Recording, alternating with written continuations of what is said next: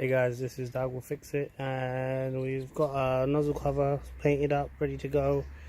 So we're going to try and get this on. I've not done this before, so I'm going to try and figure it out for you. So I've got one of these little spanner, and you see right in there, I'm just going to hook onto it and just gently pull it out, and you can see it comes out.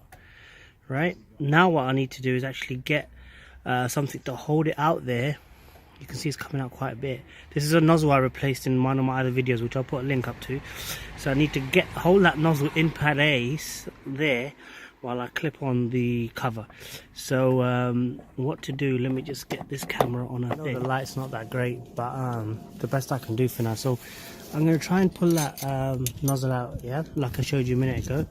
But then I'm going to try and hold it in place.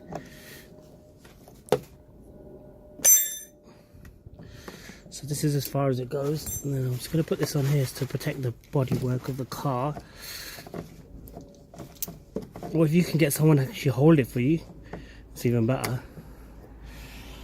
So you see I've got that held in, let's hope it holds. And then I just need to clip this on so I can see that one side of the hole's closer together than the other side, so that tells me that it goes this kind of way around. I have no idea what I'm doing, but I'm just going to try it out.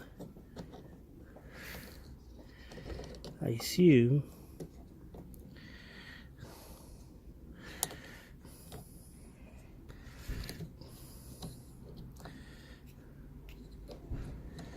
okay, let's try that. So just do that, and then just hopefully it seems to be on.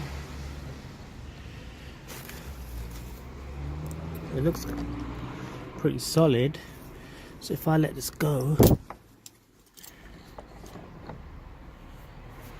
there you go. So it's in, so it's on.